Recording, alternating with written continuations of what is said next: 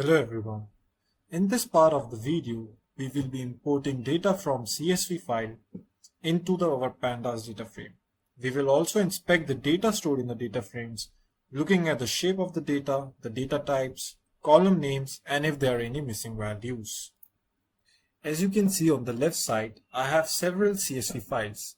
If you don't know what CSV file is just a text file in which every value is given with separated by a comma.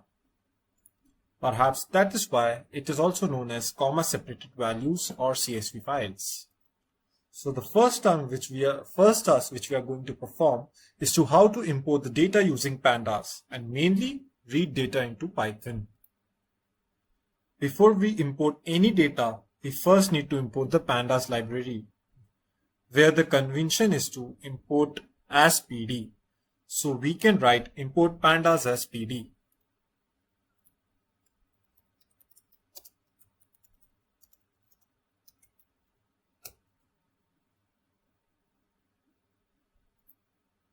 And look, our pandas got installed on our computer.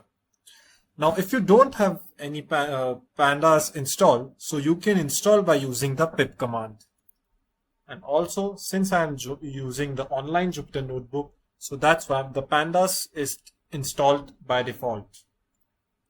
Okay, now let's start by importing the products.csv file. In order to do this, we use pandas read CSV function and the path to the file, which is in our case is stored in the data folder. So that path we will be passing to our read CSV function. We store any pandas data structure inside variables as we can with any other Python object. So I will write products equals to pd dot read underscore csv, and in the parenthesis I will pass the address to our product.csv. I can do it by right clicking on the product.csv file, and as you can see there is copy path function, so I will click on it and inside the codes I will paste it. Now I will press shift plus enter and the command has run successfully. The one thing which is to note here is that the path extends either the location of the script or the working directory depending on how you have set up your environment. You can always use the full path if needed, but in my case I have used online Jupyter notebook, so I have uploaded these files. That's why I can just right click and copy the path and paste it in the read underscore csv function. Pandas lets us pass several parameters into the read underscore csv function that change how pandas import the CSV file. We do this by specifying the parameter in between the brackets as we would for any other regular Python function. We have already passed one parameter telling pandas where the file we want to import is located. Other useful parameters include the following: and use underscore calls, which is argument in pandas will only import columns passed through these parameters, and that means that only if we have a data frame which has around 10 to 15 columns, and through this use calls we can only import the required columns like 2 or 3 from them. And another is sep, where it is as standard read underscore csv uses a comma as the separator between columns, but other values can be defined using the sep parameters. And another example would be parse underscore dates. If any columns of the data are the dates, then read underscore csv will as default recognize these as the strings, but we can use the parse underscore dates parameter to tell pandas which column to import as dates.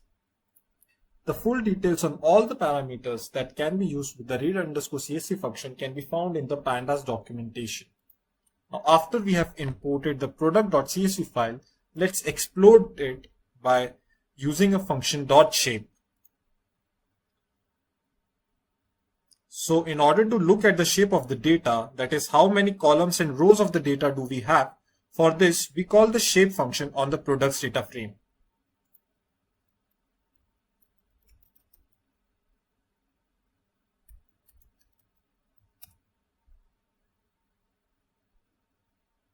As you can see, it contains 50 rows and 6 columns. Now, if you want to see the top 5 or 6 rows of the table, you can put products.head function, which will fetch you the top 6 records.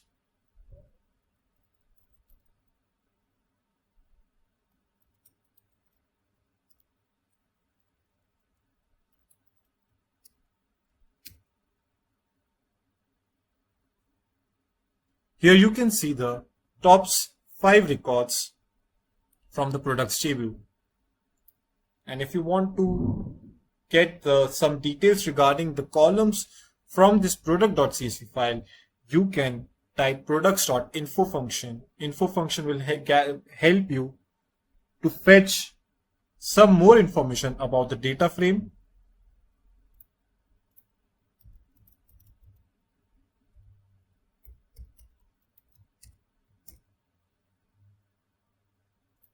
So as you can see, the details regarding the columns for each column in our products data frame.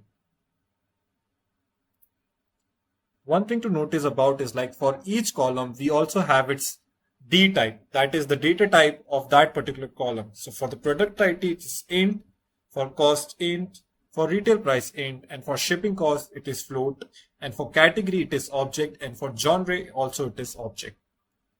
.info function also tells us about the null values. So as you can see, in product values, there are 50 non-null values. That means all the 50 rows are having a numerical value and none of them is having a null value. And similarly, to all the 6 columns in the data frame, you can see the different values or the same values. Here, 50. Next thing which we are going to see is how to write files in Pandas. We can even create a Pandas data frame and we can save it as a CSV or Excel file based on the criteria which you can choose by yourself. Let's create a sample data frame.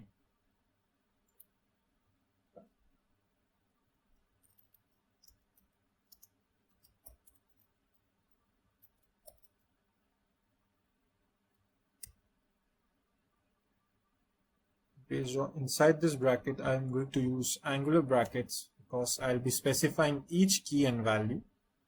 That means for each row and the values that will be associated with that column.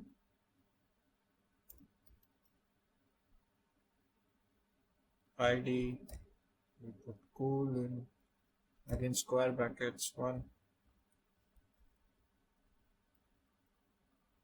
And we put comma. This is our first column values. That second column will name as age. Again, putting the values inside it. 27, 32, 23, 1, 9, 7.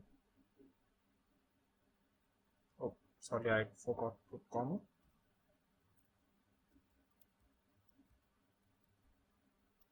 1, 2, 3, 4, 5, 6, and one more value. Let's keep it as it is.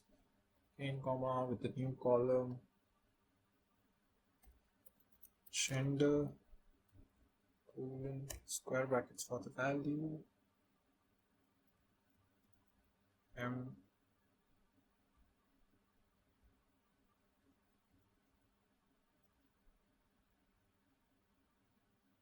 F, comma.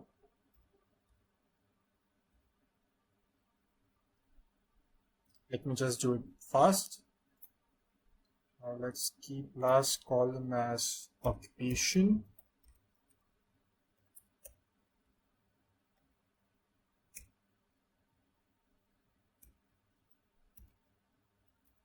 Let me also fill this quickly. Now let's close the bracket.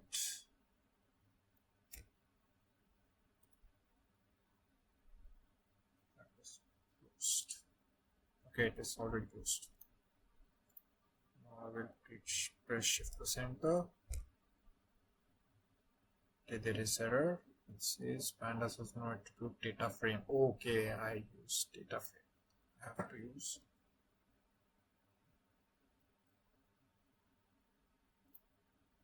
so I just need to put capital D and capital F at the camera position. Okay. Now it has run properly. Let's print the data. Okay, now as you can see, we have created a dummy variable. Now in order to write this into a CSV file, we have to put data dot to underscore CSV function, and we can rename it whatever we want to. So we are renaming data dot CSV. Press enter. As you can see, it got saved data.csv. As you can check on the left side, this is data.csv. This is the file we just saved. Not only to CSV, you can even save it using the .to underscore Excel function if you want to save it as an Excel file. So you can also use data.to underscore Excel. Again, you can name it data2 dot Excel XX. Press enter, and yeah, it will get saved. Just wait for a bit, and voila, you can see data2.excel. So this is how you can write files using the pandas function. Again, not only to this CSV or XLXX or CSV or Excel file you can see, you can even save via the .txt in order to save it as a text file. There are also various formats that you can write your data to. For example, you can use .to underscore JSON, .to underscore HTML, .to underscore SQL. So yeah. And one thing to note here is that this isn't an exhaustive list. There are more formats you can write to, but they are out of the scope from according to this video. So yeah, this is how we write files using pandas. Thank you.